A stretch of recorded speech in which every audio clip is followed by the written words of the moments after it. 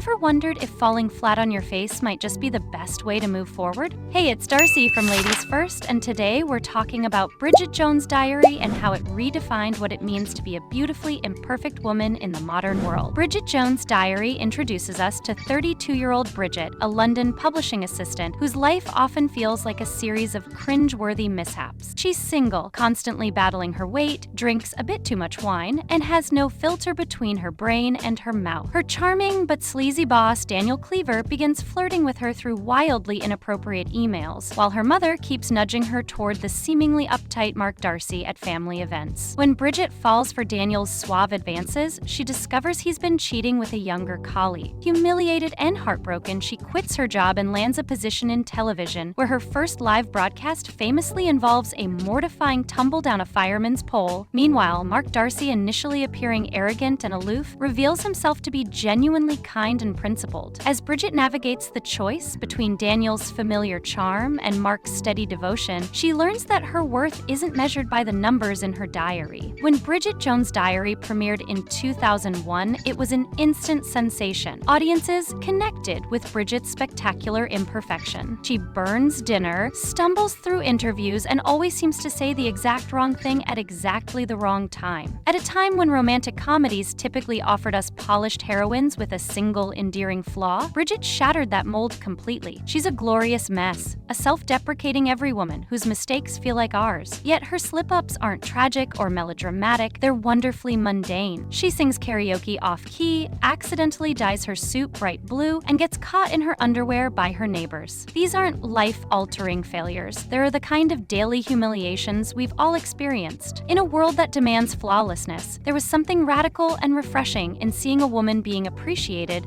precisely because she was real. What's fascinating about Bridget's journey is how her workplace disasters turn into unexpected catalysts for growth. Her boss, Daniel, embodies the casual sexism of early 2000s workplaces. His boundary-crossing emails and wandering hands are deeply inappropriate, though treated with a breezy humor back then. After finding out Daniel was playing her, the film doesn't let Bridget become a victim of his behavior. She sees it for what it is and ultimately walks away on her own terms. Here's the twist. What seems like a professional implosion actually becomes her greatest breakthrough. By refusing to endure Daniel's treatment, she lands a job in television, a field that celebrates her natural spontaneity and wit. The very qualities that once made her seem unprofessional, her warmth, her emotional honesty, her knack for connecting with people, become her biggest assets as a television presenter. It's a powerful reminder that sometimes our most public failures aren't mistakes at all. They're detours leading us to the place we're meant to be. Bridget's willingness to fail spectacularly, to be vulnerable in her disappointments, becomes the foundation for her authentic success. What once looked like weakness turns out to be her greatest strength in the right environment. Let's talk about the love triangle between Bridget, Daniel, and Mark. On the surface, it's a classic who will she choose scenario, but peel back the layers and it's really about something deeper. The choice between who she thinks she should be and who she actually is. Daniel represents the fantasy of reinvention. He makes her feel glamorous and sophisticated, like she could become the kind of woman who glides through life in a convertible without losing her scarf. But that version of herself is performative, a facade that ultimately leaves her feeling unfulfilled. Mark Darcy, on the other hand, seems like everything she's been told to want. He's successful, respectable, and well-liked by her parents. But she assumes he sees her as hopelessly messy and embarrassing, especially after overhearing him dismiss her as